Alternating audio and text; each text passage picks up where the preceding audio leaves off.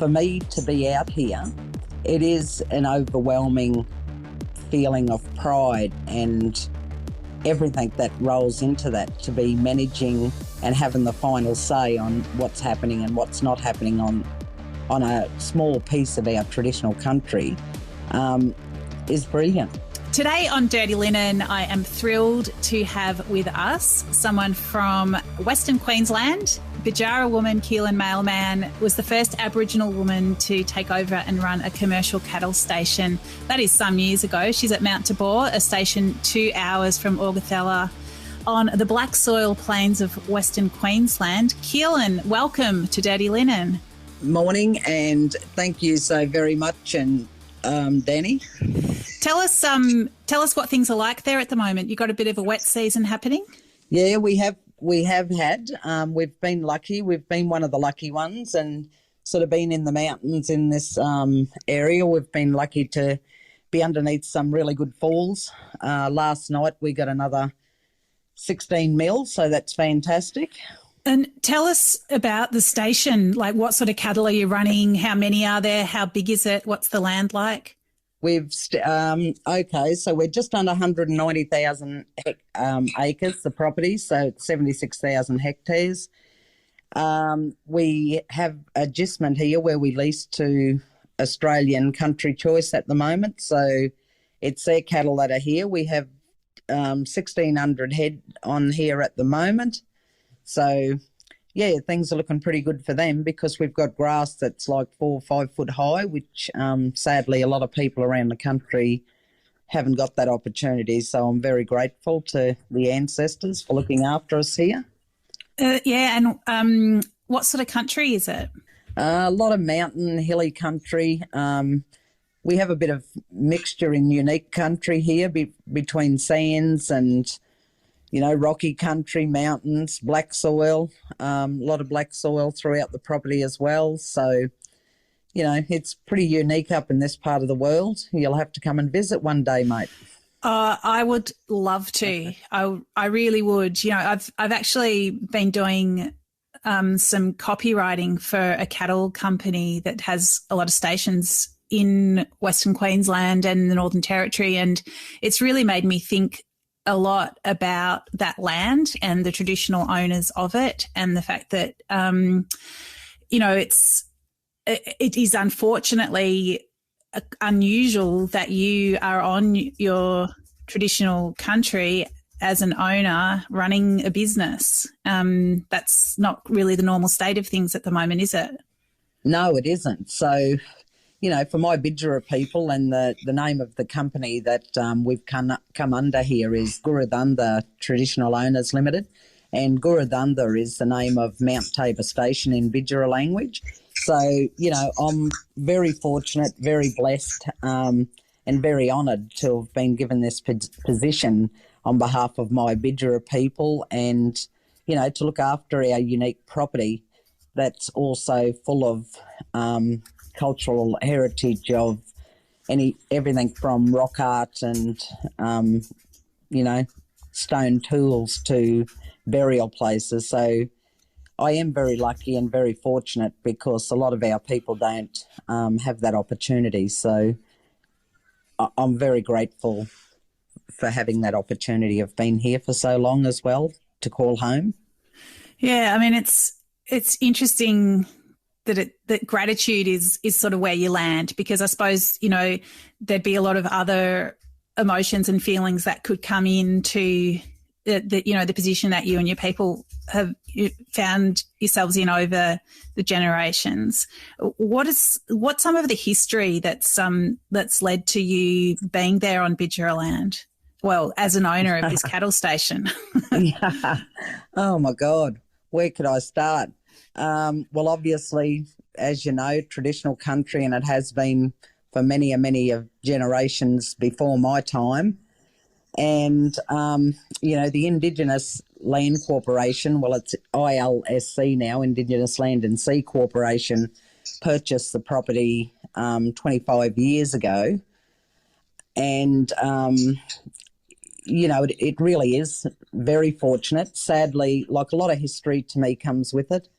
one time ago when all of this country was known as the Carnarvon Ranges, before it got broken up into lots. Very sad for me on that point when I think about that, because there was everyone around the country were allowed to put their name in the hat except for the blackfella, and being really sad because it's traditional country, and my old grandfather and great-greats grandfather and grandmothers, they were up here and worked this country. And, I don't think enough recognition gets given to the traditional owner of, the First Nations people, the traditional owners of country, to the hard work that they put in over many a decades of the work that they done. And that's where we come in with the stolen wages, mate, Back then they didn't sort of want to pay the blackfella, and that's Australian history that a lot of people should possibly look into, because now they've come with the stolen wages package. And for me, really sad, because I've got one auntie that's living, my mum's sibling, and, to have them have a time frame of where you can start the stolen wages from to where it finishes is pretty sad, really, because my grandfather's worked for 27 years before that and never got a dime. So, there's a lot of things that's wrapped up in all of that. A lot of sadness around the stolen generation. And, there's just so many things of sadness that I think a lot of Australians, like, we're the first people, but you're an Australian too. If you're living in Australia and you're Australian born, you're an Australian too, and you're living in a country with the oldest living cultural race in the world.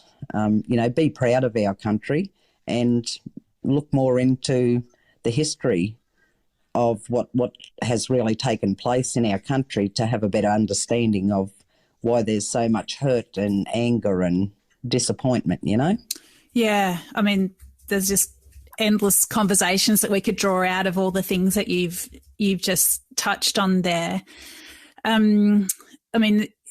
So much of the wealth of Australia is built on the work of the first Australians who, as you say, were not always, perhaps that isn't what they not really what they wanted to be doing.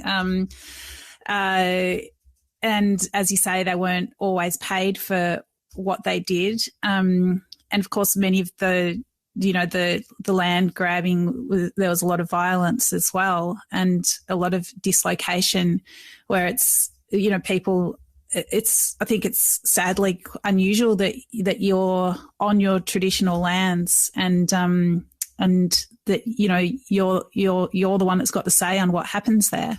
Yeah, I feel really, really proud of that. Like, when I did first come out here, I was on, a CDP program, if you might have ever heard of that. And it was a Work for the Dole program where I worked for 4.5 years on $165 a week, running this big property. So, Wow, oh my God. So, that was a lot of people now, get caught up in material possession, I think, with too much money, too much of this. But to me, if you don't have a good heart, it's worth nothing anyway. But back then, like, they didn't get paid. They were lucky to get paid rations. And, a lot of our people were paid with opium.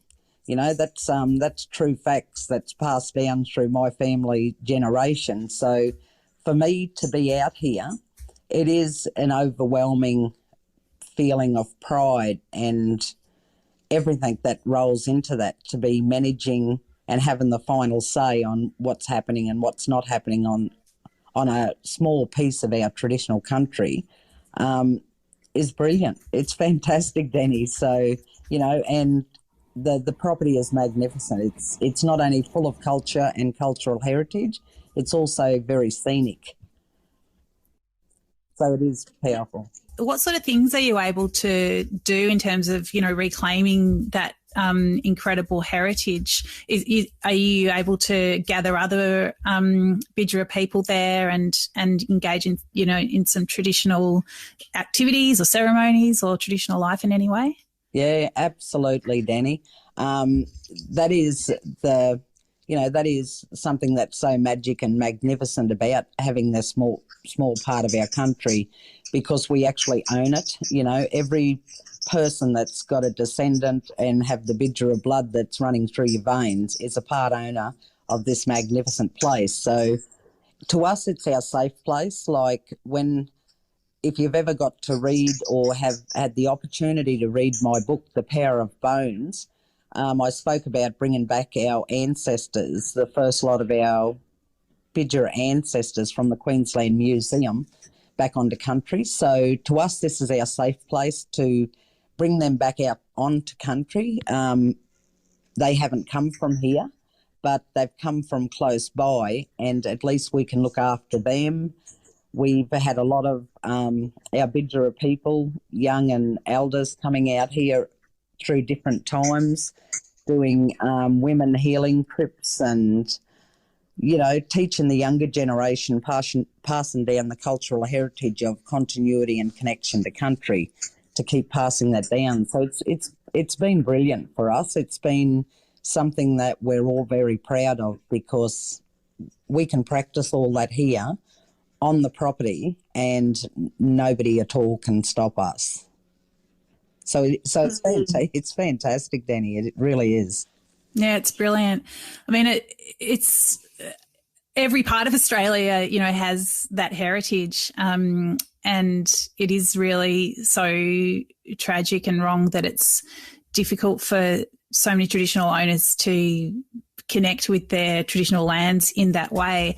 I think it's also weird, as a non-Indigenous Australian, I'm in Melbourne, and of course Melbourne's got just as much Indigenous history as any other part of Australia. But I think so many people think of, the Indigenous history as somewhere out there, like that it's, like it's not also in the cities. But of course it is just as much, isn't it? Oh, absolutely. It is, and it's really sad. Like, you look back over history, and I was only talking, with another Bidjara sister about how we travelled back the other day, and we sort of went out sort of driving about and stuff, and to go out around Charleville and, get a couple of kilometres out of town, and you can see water laying everywhere and it's running everywhere. And, it's like Charleville has this big dome of bad hanging over it, which is really sad. But it sort of brought us back to the opportunity of, like you're saying, in cities or anywhere around Australia, obviously. But, in Charleville, the Catholic Church was built on an Aboriginal burial ground. Oh, okay. So there's all those histories, and that's in recorded history. So it is really fascinating. And, yes, there is that culture all around Australia. So, we've just got to listen to each other, work together, and keep moving forward. I'm a big believer in reconciliation, and I believe that if we all, listen, talk together, work together, we can build the bridge together to make our world a better place to live in, mate. That's me anyway. Maybe I'm thinking outside the box, Dani, but that's my hope and that's my wish. Yeah, well, I mean, I definitely share those same hopes. And I think so many people do. It's just that sometimes the path is pretty unclear and pretty muddy, and there's just seems to be quite a few roadblocks in the way. But definitely we've got to get there. I mean, it's such an important part of Australia, moving forward together. One of the things that, people often talk about with when Europeans came to Australia and brought their cattle and brought their sheep is the way that those hard hoofs degrade the land. I'm just wondering how you're able to balance a commercial cattle operation with that land care. Oh, I think it's something that, to me, it comes natural. I just believe that, doing all the fire burning management, it is a struggle with a lot of the different weeds that are coming down through floodwaters of gullies and that are running. But, you just get in there and you try and do it all. And I thank my ancestors on a day-to-day basis for giving me the opportunity, for my knowledge, more importantly, being so remote to keeping me safe. But it just makes me proud to be walking on country where the footprints of my ancestors walked for hundreds of thousands of years, before me. So I try really hard and I do the best that I can, because obviously from when European first come in, we as Aboriginal First Nation people, we had to adapt to all the changes. So, there's a lot of, trauma that's taken place, but we all try and work through it, I think, mate. Some people sadly, I think, really struggle really badly. But, for me, sort of being out here, I just work hard and try and make it work, Dani, so that, my people have got this magnificent place and a bit of our, traditional country to come to. A lot of things sadden me, like the native title should never have ever been the way it is. So many things, mate. I could go on about a lot of heartaches and, I have a lot of happy times and happy memories here as well on the property. But just knowing that I have my ancestors all around me, including my mum and 3 younger siblings, a sister and 2 brothers, it just keeps me strong, I think, to just keep on soldiering on. That's a lot of loss. As you say, they're there with you, but you've obviously experienced a lot of loss in your life as well. Oh, absolutely. It was only January last year that we lost my younger brother, Carl, which he was the baby of the family. He was 44. So, sadly, our people too, we were never drinkers. I mean, I know that, that drugs might have come into it right back then with the opium, but going through, our people should never have ever drank alcohol, because that's what sadly took the life of my 2 younger brothers, and it wasn't the case though with my younger sister. It's really sad. I'm sure that getting some of your young people out there on country and with that work to be done, I'm sure that goes a long way to keeping people, I guess, productive and on track and healthy and with a sense of purpose. Well, we'll go back to getting the help of work, Dani. I've been here for 24 years. I celebrated that on International Women's Day. And we've had a few of our people come out here and do some of the hard yakka, but very, very little. And sadly, the younger generation with the technology and stuff now and being so remote, because 3 hours is the closest bigger town, 2 hours for a small town. So a lot of our people, I can talk for my Bidjara people anyway. I can't talk for all the other traditional owner groups, of course. A lot of them don't like the isolation, mate. To think our old people just slept out there, on the ground or under a little, bark hut in a cave. A lot of these generations now don't want to do that. Yeah. Yeah. Well, I don't know. I think I'd want my doona at least. Yeah. Yeah. Well, they didn't have that back then, and that's why I get angry with the dole, Dani. Probably because I've always been a worker and always worked hard and believe that if you want something, work for it, put in the hard yards, do the hard yakka. And, to be out here for 4.5 years on $165 a week should tell a lot of people. So to be looking after this big place and, I just think that they've got it too easy, mate. That's my belief. I get angry with that. Well, I mean, when we were preparing for this conversation, we did touch on the fact that JobKeeper is finishing up for businesses at the end of the month, and the Job Seeker, which is the unemployment payment, is reducing again, although it's going up slightly from its previous base. And you said you did have some strong feelings about those programs. Do you want to share some of those views? Yeah, well, I'd love to, Dani. You know, like we've had the dole in. Obviously, I feel very sad for the businesses because, you know, everyone around the world, we've went through a huge impact of the COVID, what COVID done to us. So everyone's struggling.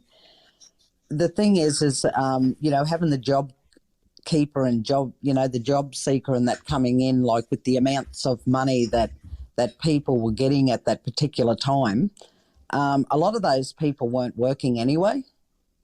So that angered me, that they were getting an extra $550 a fortnight, and a lot of them never even had any intentions of working.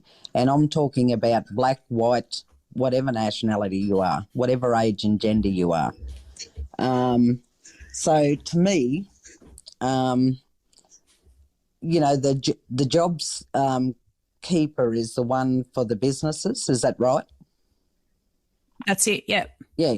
So I think that businesses should have that to keep going for longer to help them come out of all of the loss of income, and they're trying to survive to keep their businesses going, and having that stay in is a great way for them to be able to, you know, keep more employment, to be able to help pay their employees, and to, you know, get to a stage where they've built it up sustainably to keep moving forward then for the future.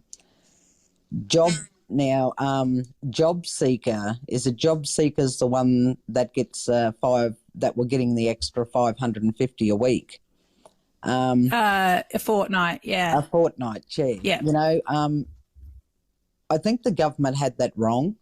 They should have possibly looked into it a bit more. You know, we've got, you know, electronics nowadays, you know, they know when people's working, they know when someone hasn't worked for 2 or 3 years. Why did those people get that extra $550? It's created good, but it's created a big mess as far as I'm concerned. It's given people the opportunity to have an extra $550 a fortnight. Drugs have taken over our country. It's killing our people of all nationalities, ages and genders.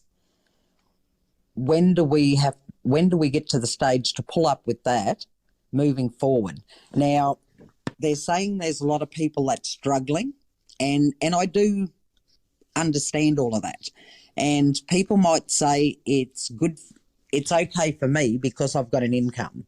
Well, why don't they think about the 4.5 years that I worked here for $165 a week, worked for the dole program? Then I went up to a whopping $280 a week for about 6 years. Okay? So they're getting way more money than what I done hard yakka for.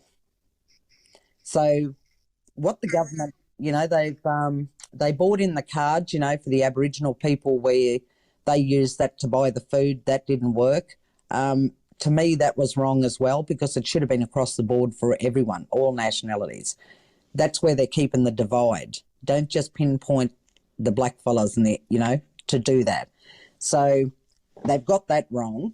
Then when a lot of people were saying they were struggling. Now, I've got an investment property, and I thought, oh, good God, I'm struggling enough as it is to keep going, even though I'm getting a good income.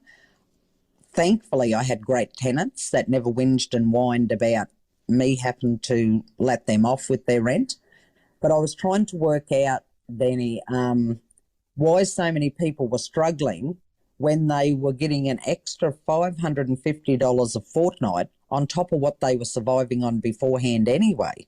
Does that make sense of what I'm trying to say to you? Yeah, it's a really interesting perspective, and yeah, I know that a lot of people, especially in regional Australia, have found it very hard to find staff, and there is a lot of feeling around that that increased unemployment payment. I don't know, like I don't know. From where I sit, I don't know if I entirely agree with you, because I feel like it was really important to have money flowing through the economy, and that some people were doing it super tough, and for a lot of people it was impossible to find work. But I know that there are lots of different views, and yeah, I know. I mean, I've definitely heard anecdotally that there have been people happy to sit at home because they've got enough money to get by, at least for this period. I don't know, like there's been this proposal that's come out recently that people on the dole are going to have to be, if there's a job in a regional area, they're going to be obliged to take it. And to me, I feel like, well, you can't tell people where to live.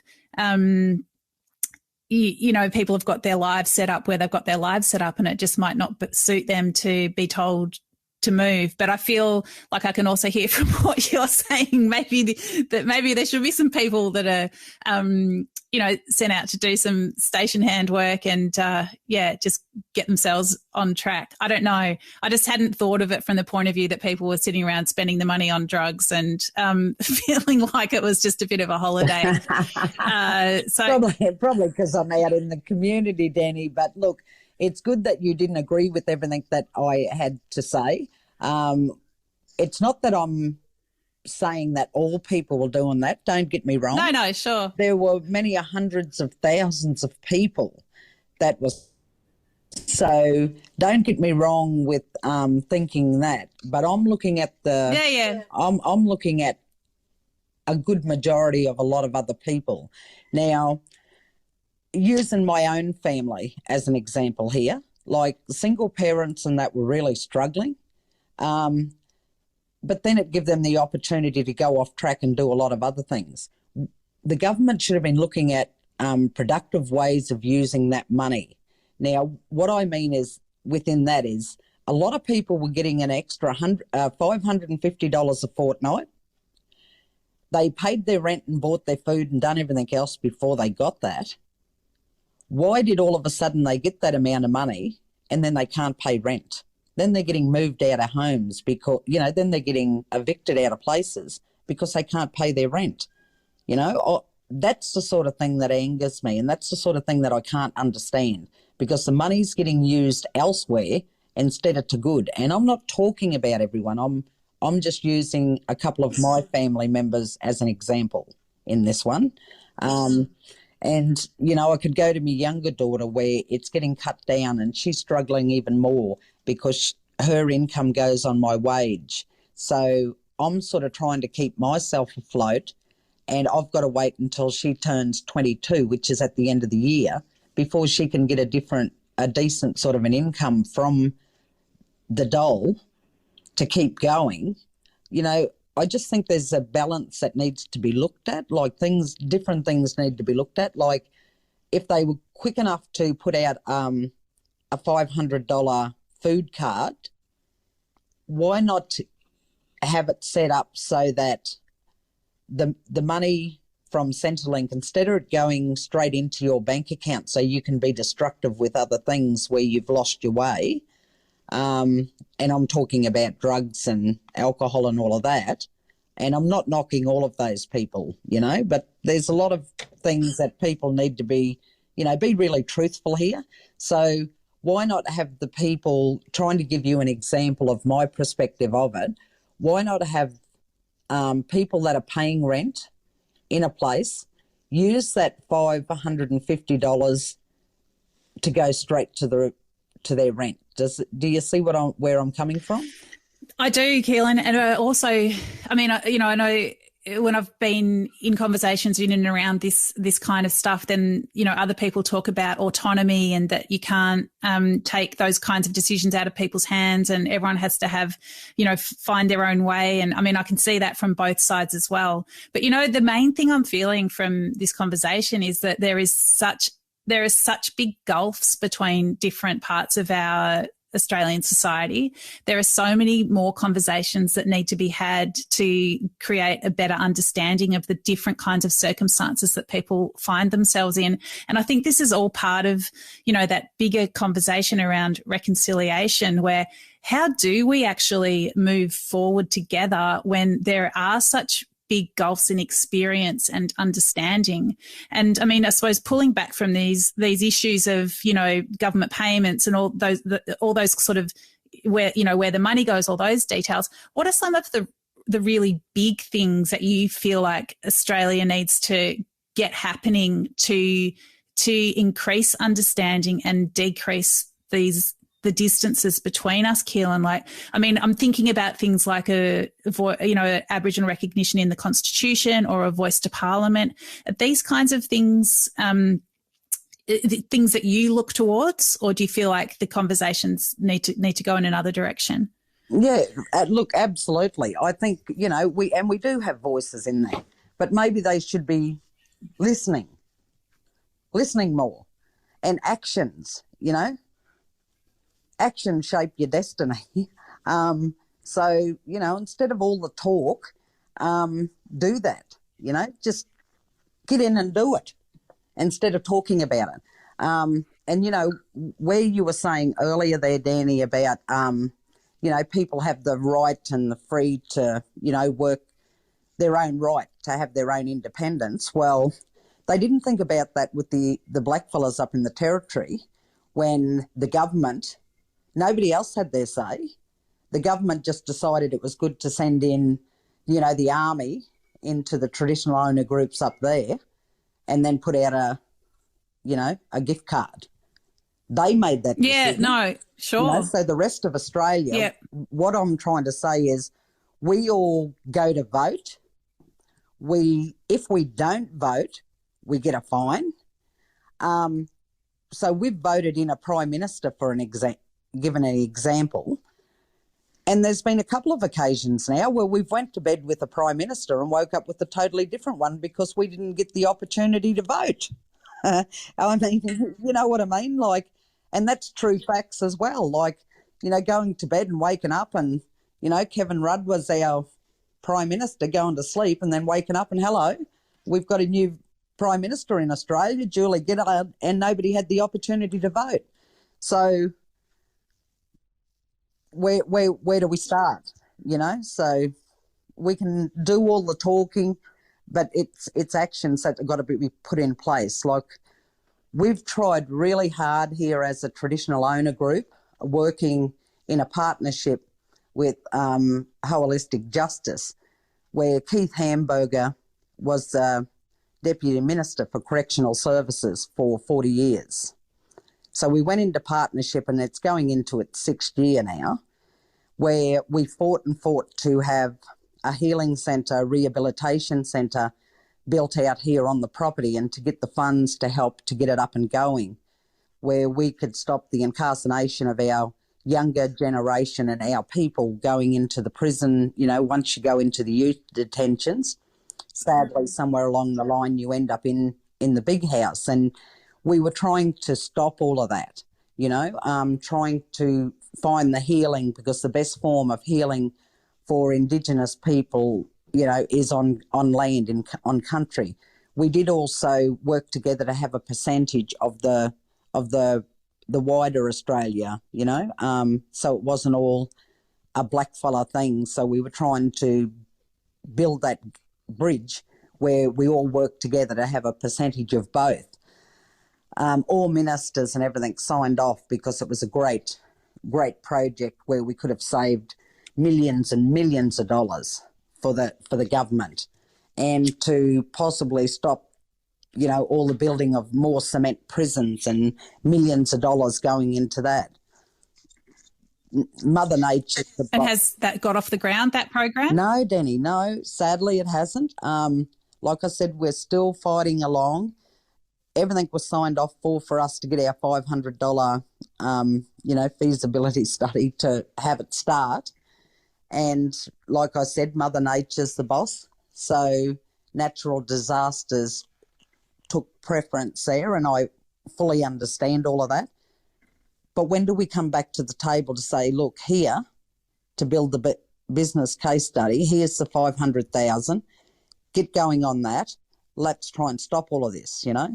But we're still fighting for that, mate. Well, I think that's terrible, and that just sounds like such a good program. I know that in New South Wales in the past week, 2 Aboriginal people have died in custody, and in the past week 1 Aboriginal person has died in custody in Victoria. And at the same time there are, cases and inquiries going through, the legal system, looking into other deaths in custody. And it's just, it is an urgent issue for all of us. And it sounds like you've really, got one pathway to a better solution. So I think that's the kind of thing that should be prioritised. Yeah, absolutely, Dani. And that's what I said. It's about us trying to work together to try and make our world a better place. Like I went through, I only ever had a half a year 8 education. So, it was really hard for me to go through all those weeks of being a qualified Cert 3 trainer assessor, because I wanted that under my belt for being out here in agricultural on the land, to be able to have that in my corner for the setup of possibly doing something like this, because we all know a lot nowadays, you need certificates in this, qualification certificates in that. So I went through all that heartache into having that, but we're still not getting anywhere, because we all, I think I'd rather be on a remote property where I can learn fencing and learn chainsaws, get a certificate to help hopefully better me for a job in the future, to being in a jail where I'm, surrounded by cement with sounds bars, like a no-brainer, that one. Yeah. It definitely is. It would be fantastic for it to, to ever get off the ground, but I just don't know, mate. It's 6 years now. I'm getting very tired. I've done went around and travelled around and, had a lot of meetings, done a lot of begging, and it still hasn't got anywhere, mate. So,